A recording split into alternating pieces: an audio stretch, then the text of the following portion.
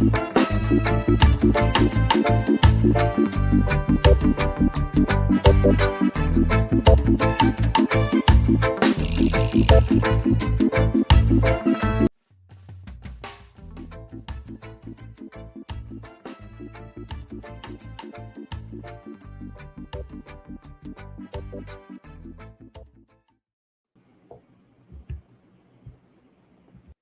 are killing our children, children killing other children, adults killing children, and then there is a constant violence just down a peg from murder, children against children, and of course, adults against children. In the last few weeks, there has been a slew of videos showing school children, many of them girls, indulging in wild, mindless violence, some carrying long knives in their bags and in their clothes. We are debating today violence among and against our children. What's to be done? What's to be done? And who is to blame? Good day. Thank you for joining us for this 117th episode of the Frankly Speaking Jamaica podcast. Please feel free to comment on the space provided. If you are in here live, if you haven't yet done so, please subscribe and share this podcast. Mary White, she's a bit late, but we expect Mary White and Desmond Richards are with us this week. Winnie is off. We have a special guest today. He's Captain Dr. Rupert Francis, a leader in the Jamaican diaspora. Now, we are continuing that discussion that started last week about the diaspora and the row over the coming conference. But before that, let's just ask Desmond what he's going to be talking about today. Desmond? Yes, well, I am going to talk about how the violence that we have in the society in the Jamaica for the past many years, how it has now affecting the children. In other words, what I'm saying, what we are witnessing among children is part of what is happening in the society. Remember, we have been, for the last 21 years, we have been killing over 1,000 Jamaicans for each year. And so this is what has filtered down among our young children. Okay. All right, Desmond, we'll come back to you on that. Now, let's just welcome Captain Francis. Captain Francis, tell us just a little bit about your organization. I just want to tell our viewers and listeners that you are part of the community of Jamaicans living overseas that have expressed what those communities have expressed a strong interest in the country, a strong love for the country. And this conference that's coming up in June is a forum where you all should be coming together and putting forward an agenda. But what is happening? Well, first of all, let me tell you, I'm no longer the president of the Jamaican Men of Florida. I've always been the chairman of the Jamaica Diaspora Crime Intervention and Prevention Task Force. And as the Say name that again for us. Say that again for us. Jamaica Diaspora, it says right there, JCIPTF, Jamaica Diaspora Crime Intervention and Prevention Task Force. We named it that way, and when we're naming it that way, we're very specific because we wanted to intervene and prevent crime. And so we saw this happening. I mean, we saw this, these children, I mean, the nation, it was changing. And it was when Montague was in office, he had made a call out in 2015. And we decided to come together. A couple thousand of us came together and decided to see what we could do. We came to Jamaica and we offered our services. And at first it was accepted. And then after a while, I don't know what happened, but then it was kind of was faded away. They didn't start to listen to us anymore. We are of the view, because Herbert Gale and us communicate a lot, and other scholars, and we saw what is happening in Jamaica from 1960, as Desmond alluded, and many years ago, and the development of crime. And we knew that once this had set in to the point that our children would be at risk.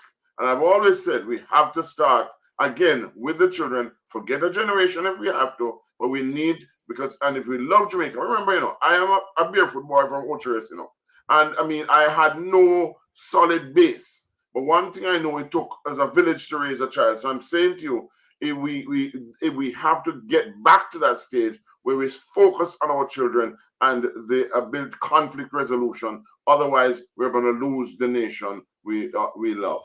Yeah, but Francis, you said something earlier before we go to the conference, and Desmond, feel free to jump in when you like. But you said something earlier. You said that you all made some proposals. Yes. State volunteer to be involved, and then there was a pulling back. Yes.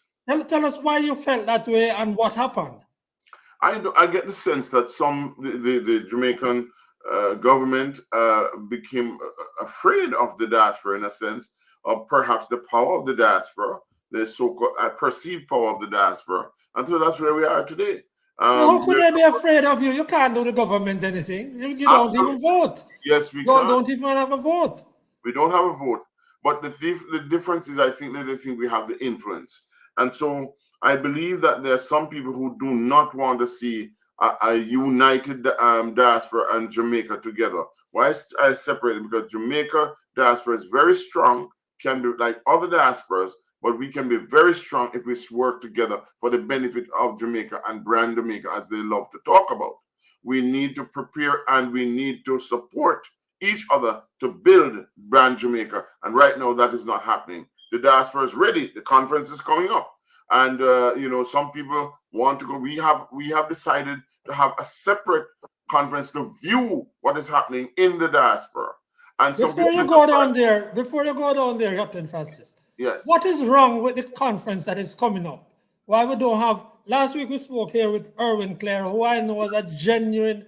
I mean, his credentials are good, but what is happening? Because people are so concerned and people are shelling off of the conference. What's happening?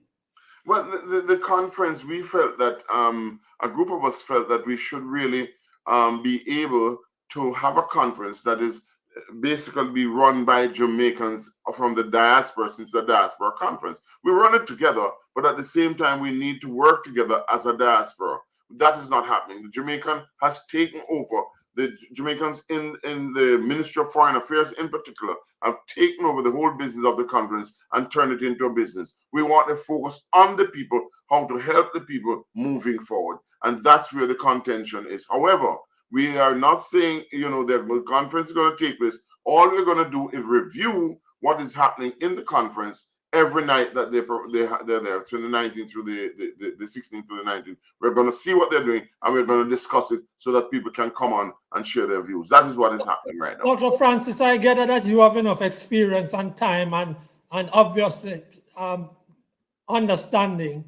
Yes. That if you all want this thing to be of great benefit to Jamaica, you and others can pull it back with the Minister of Foreign Affairs. You all can. Why is that not happening? Well, I'm going to be honest with you. I wonder if the minister, if they're the diplomats, I don't know if they really want this to happen, because they've sent out a press release, which is the most intolerable press release I've ever written. Ever read in my life, honestly. And I don't know if anybody, really want peace and harmony and want to see Jamaica move forward with that type of press release. Having said that, I stand ready with anyone to sit with anyone, because we just discussed that this week, to work out anything that can benefit Jamaica, because that's the ultimate goal. Are we going to benefit Jamaica? The problem we have now with government is they don't listen to anybody at all, no matter who it is. And when they don't listen to you, and when you say something about it, like me, because I supported the government for many, many years, this particular government, and as everybody should know, they turn around and say that you're an ogre, and they try to demonize you. And that is the problem. They need to stop that. They say it's us that is doing it. I personally am not. Look at me. I am not. Look at what I've written. Look at the things I've done.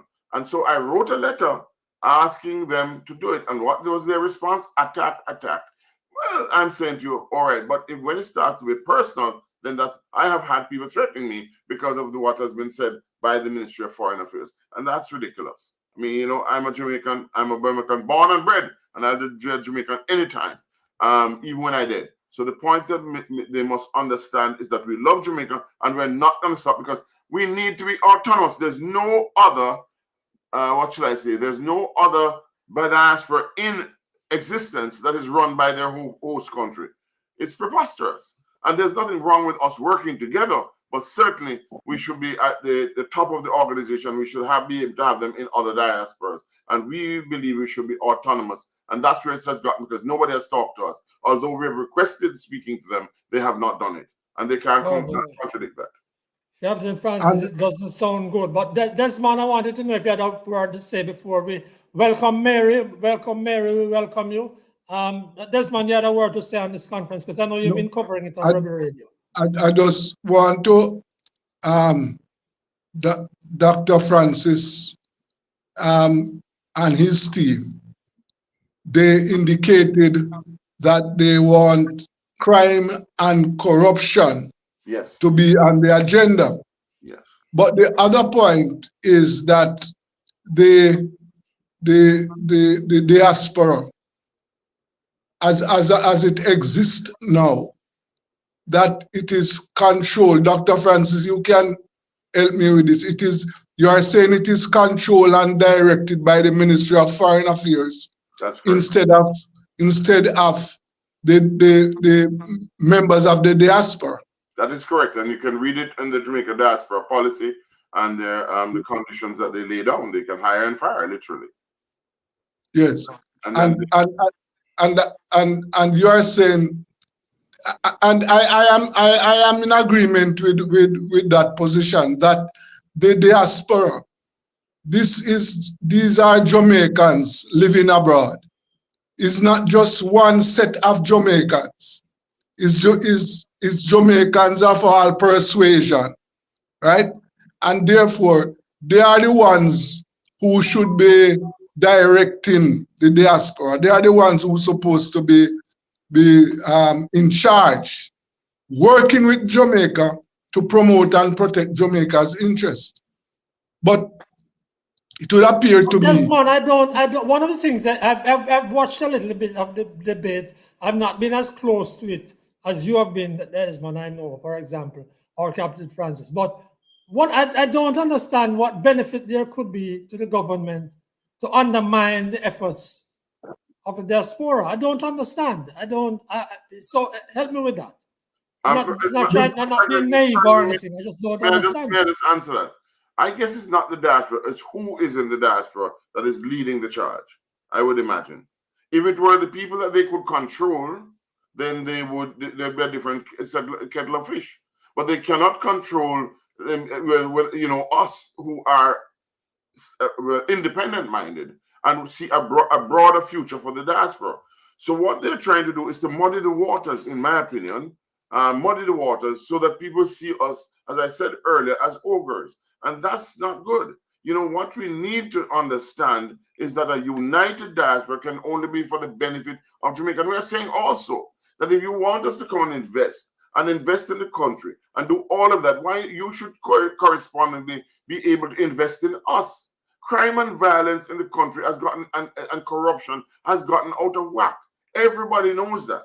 And the government should know that, because they are the government. And what I'm saying to you is that they need, and if they don't, they should really reassess that position. Because let me make it quite clear. The evidence is out there. There's so many things that are going on. Look at the Paula Llewellyn case just recently. Look at many other things that are happening. People are seeing these things, and we're not making it up. Okay? So all I'm saying is, are we non-Jamaicans? Of course we're not. We love Jamaica just as anybody else. And I will say this to you, that we need for a responsible government, which they should be, to start to say, okay, let's deal, let's talk, let's see how this matter can be resolved. Okay? Because until they do that, I don't think there's going to be any sort of understanding and clarity, I would say, from any other persons looking on. And it's not. Okay. All right. Now, Captain Francis, I want you to hold on. Don't leave us yet, because I want to hear your intervention. Have your intervention in the issue of violence that we're going to take on now. And I asked Desmond. Desmond, go ahead and let's hear your position now on the children and the violence. Yes. Well, I'm saying that the violence that we are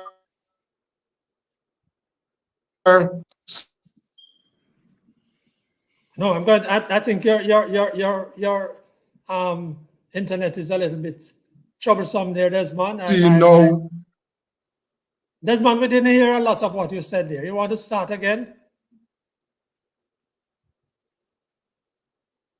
All right. involving our children. Desmond, your internet seems to be giving you a little bit of problem at the moment. You're breaking up in and out. So let's see if we can. Yes. Joshua, go again, Desmond. Are you hearing me? Yes, go ahead now. Go I'm ahead. asking if you are hearing me, Franklin. Yes, I'm hearing you. Yes. So I am saying that the problem facing Jamaica with the violence, that is what now has taken over or has filtered down among the school children. Ban killing wives killing husbands. Every year for the last 21 years, over 1,000 Jamaicans have been murdered. And the children, they see, they hear, they read. And what we are seeing now is the violence filtering down to these youngsters. Now, if we want to address the violence in school, we have to address the violence in the society. That is where we have to start. We must stop the killings. We must stop the illegal use of guns. We must stop the children from being exposed to lotto scamming and all the other criminal activities. And unless we do that, what we are going to see is the children are going to be engulfed. They are because children, remember, the children learn from the adults, you know. It's what they see the adults do. That is what they are doing. And therefore, the violence in the society, widespread, shootings, stabbing, the robberies, the rapes, all those incidents, the children are now becoming involved. And that is where, as I said, we must start at the top, addressing the violence in the society, and it will filter down. Those adults who are listening to this program, one of the things they can remember, that when they were children, they did not experience this level of violence in the classroom among their classmates. No, because society was not violent as it is now. And that is the reason why when we were children, we didn't see all these levels of violence among us. We didn't see it in our communities. No. And therefore, the reason why the youngsters are getting involved in the violence now, they are learning from us. Okay. All right. Captain Francis, yes. I wanted to come to you again, because one of the things that you said is that your group had changed its name and had become quite specific. Crime intervention and prevention. Yes, that's crime correct. Intervention and Prevention Task Force. Yes. You know, that suggests something. That suggests several things.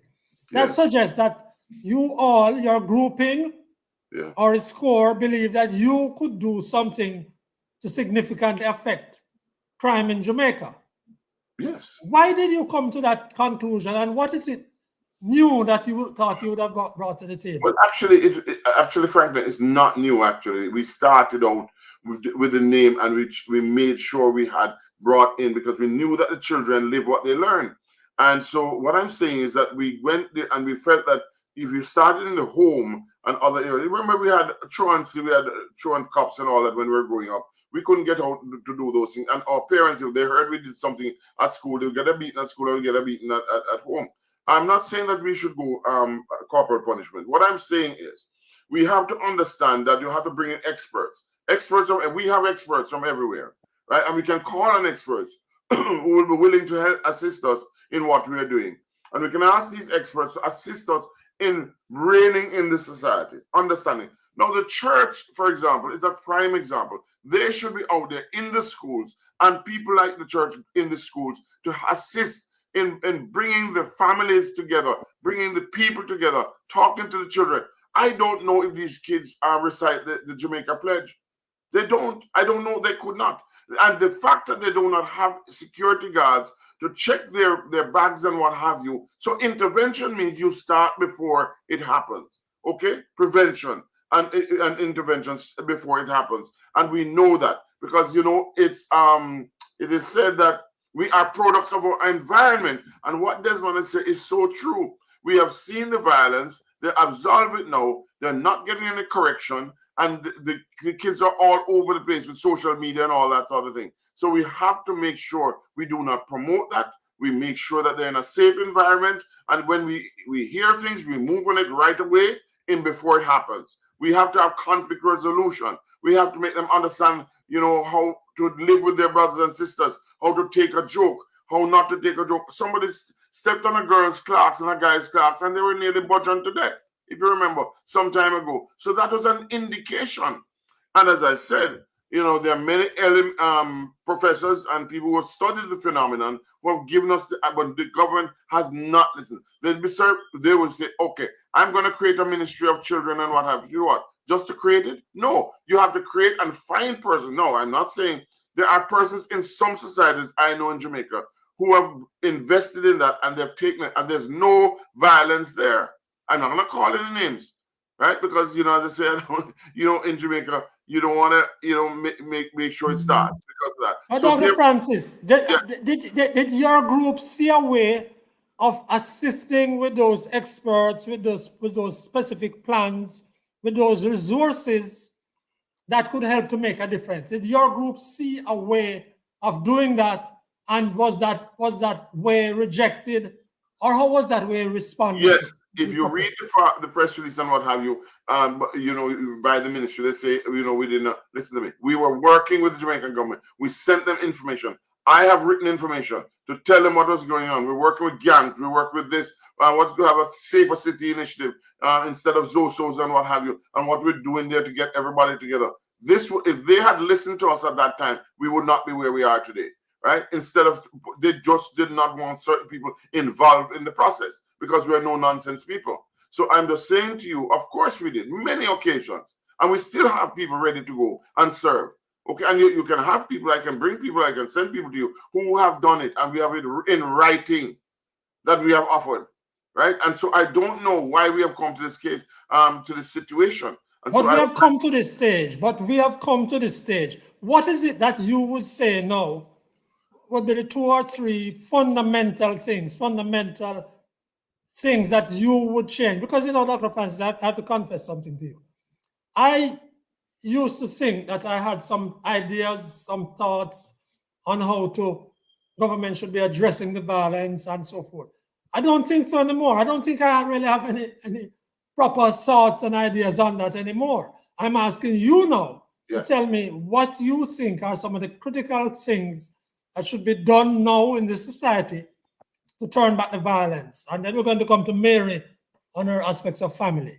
Yeah, well, I just saw that, and I'm saying she's quite correct. And you have to start at the home. You have to start in the beginning. You have to start in the churches. What has happened to the churches? We used to have people who used to, you know, profess and go to. We have 7,000 churches and what have you. We have teachers. We have all those persons. They used to be so effective. But we have to start in the home. We have to start with people getting about this informal for dead policy, and we have to work with groups and counselors and therapists and all that sort of thing to work with you. And we have done that, and we can do that, and we can give you the various tools, and we would also assist in the process. Send people there to assist in any area you want. Gangs, in the home, talking to the children, getting their mindset change.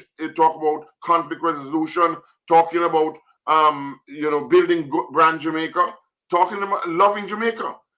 Let them be able to see the pledge, recite the pledge, and the anthem. You know, every morning you sing it and you do the prayer.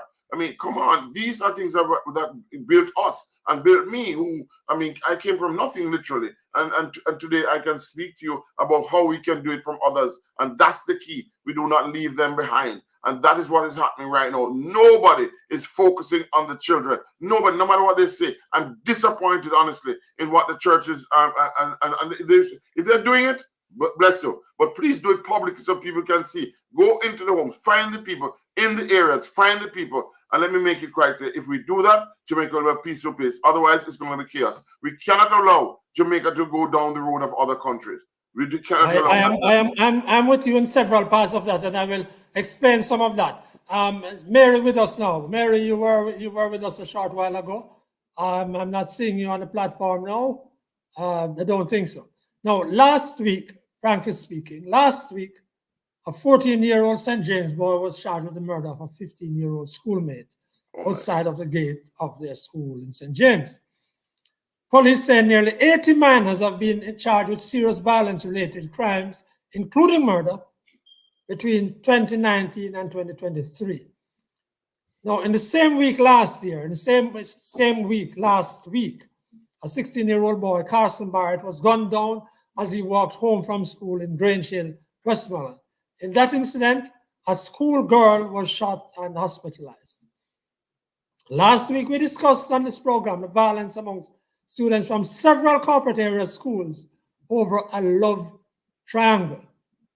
Then, in the ensuing days, we have had videos with an orgy of violence, including the merciless beating of a girl by another at Meadowbrook High School. That alleged aggressor has been charged. There are numerous incidents that are coming to play. Dr. Francis was just saying something about what's happening in the school, the churches, and all of those who might be able to help. I have come to take a position that it is going to take an army of good doers, do-gooders, people who are doing good, and people who are going to change the communities. You see, I've noticed that, put aside the gated communities, the upscale communities, the larger parts of Jamaica have become ghettoized, have become disorderly. There's no order. Things are broken down all around, and they are continuing to be broken down. There's nobody who's drawing a break on the nastiness which is out in the communities, on the disorder everywhere that you see. There's nobody drawing a break on it. The children, as all of my colleagues have said today, see it and they're learning from it. And they're learning that this society doesn't have any order, any decency, and that violence can be anywhere and anywhere. And we are doing very little to help them. Very little. The Prime Minister did say last year, did speak about a ministry that was going to come and try to possibly deal with. It wasn't a ministry of values and attitudes, but it was going to go in that general direction. Nothing more has been said about that since last year. Now, I believe that until we get a group, a movement to clean up these communities, to begin to tell people in these communities and encourage them about how they should live, what is decent living, we're not going to break the back of this violence, because we're graduating, the conveyor belt is running off our children into the violence, into the nastiness. Franklin, and we must admit it. It's there. Yes, sir. Franklin. Yes, sir. Franklin, I agree with that idea, but remember there is something else. That we have too many societies that have been left to die. Too many societies without resources. Too many societies where people don't have access to facilities, roads, water. Too many societies where people are sleeping on one another.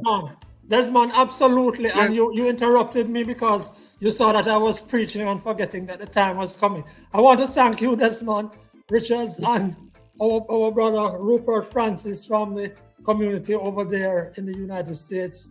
And their issue is still continuing. Thanks to everybody, and thanks to Joshua Black, who pulled this all together. Thank you for joining us. And once more, I am Franklin McKnight. Thank you very much, Gentlemen. Franklin. Thank you very much, Desmond. Thank you, Joshua. Thank you, everyone. Okay. We must stop glamorizing this thing and do something about it. That's what we need to do. Thank you very much. We really, really need to stop glamorizing, get out there and get the police involved. Make sure that there are consequences for bad behavior, no matter who it comes from. And we have to help the children, and we have to get down there and find them, just as our people found us. It takes a village to raise a child. We love Jamaica. And we Start continue. doing. All right. Start.